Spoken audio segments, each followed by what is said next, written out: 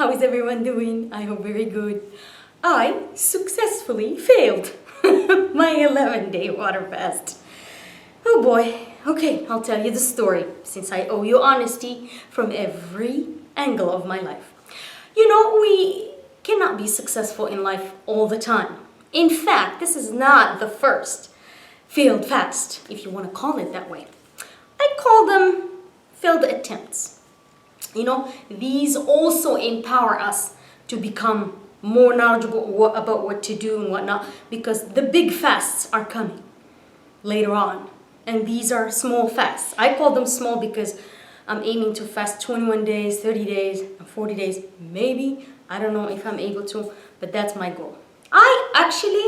My goal is living a fasted life, meaning that I don't want to eat every day, and I don't want to, let alone eat 3 times a day. That's not something I'm attracted to. I think food is unnecessary if you're not using the calories. If you're just resting and not doing much, it's too much, too taxing for the body, and the body needs to rest. So back to the failed fast. I failed on day 2. I concluded 48 hours. Hallelujah. But what happened was, like, if you watch all my previous video from my previous fasts, you realize that I usually do not get in my car and I rest until day 5 or 6. Usually 5, I start getting my energies back and I feel safe to drive. This fast, my ego and my arrogance told me that on day 2 I can drive. So I was feeling my body needed some minerals from the ocean. I'm like, I'm gonna drive to the ocean. I feel great. Day 1 was excellent. Nothing happened. Working, doing things. You know, you have food in your stomach, and everything was fine. So day 2, I wake up. I'm like, I'm going to the beach. So I felt like I had some energies, but I knew that I will have no energies at night.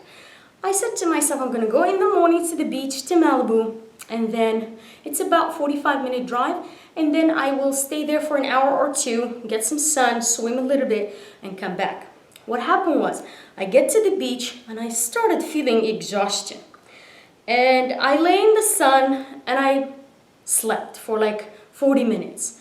And drank some water. When I woke up, I was feeling so dehydrated. I drank some more water, and I was hot. So I went to the ocean and I swam a little bit, got my hair wet, my body, and then I laid in the sun a little more, and then I slept again. And then the second time when I woke up from my sleep, I felt exhausted.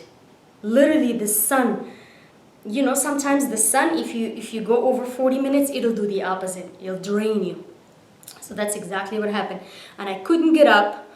I just was so lazy. I'm like, I love the sun. I'll keep cooling myself off in the ocean because it was hot. And I kept cooling myself off and went back to the towel and laid down again. And then by the 3rd, 4th time, I was just exhausted. I picked myself up, went to my car and drove back. By the time I got home, I felt like I had a fever, or I had some severe dehydration. My body was hot, like over 104 degrees Fahrenheit, which is probably like 38 Celsius. I was hot, and I think I got a heat stroke. Not to take a chance, I said, okay, I'm gonna keep drinking water, and if it doesn't do anything, I'll figure it out. I'm gonna rest and all that. I did all that. I didn't want to break my fast. And then what happened was I put some salt in my water with a little bit of lemon. And I drank and drank and drank, and then my stomach felt so heavy, and the salt didn't feel well. I don't know what happened. All the combination of everything, my body just wasn't hydrating well. Whatever I was drinking, I was peeing it. I was going to the bathroom and peeing it. So what I did is I said, I'm going to have a soup. I boiled some vegetables, and I had the soup, and I had some vegetables as well. And my body wasn't feeling well, and I slept feeling sick. In the morning, I woke up feeling better, but my skin was coming off. I'm still peeling. I don't know if you can see it, but I'm completely peeling. My skin was coming off. I haven't peeled my skin in the shower yet. I just let it come off slowly. I just wash it with little water and let it, because it was gonna get patchy. Anyways, so that's the story. And therefore, my fast failed. It doesn't matter. Also, you know, I didn't know when the new moon was starting, and I felt there was something off at the beginning. I said, when is the full moon, the new moon starting? The 30th? Some calendars said the 30th, some calendars said the 31st. And I want to start with the new moon because it's very powerful to start with the new moon. It helps you conclude your fast and have an easy fast. Then 2 days, no, after I broke my fast, one of my best friends, she's an astrologer. She loves astrology. I called her, I said, I broke my fast. She's like, I knew you would break it. I said, how do you know that? She said, Mercury's retrograding. I'm like, Mercury, who? Who is Mercury? She's like, it's a planet. I have no clue about astrology, but she educated me that when the planet is going backwards, I don't know if you believe in astrology. I don't know. I need to learn more. But when Mercury retrogrades means goes backwards, everything doesn't work. So maybe it's true. I don't know. This time it did have an effect on my fast. So therefore, I'm not feeling sad or anything.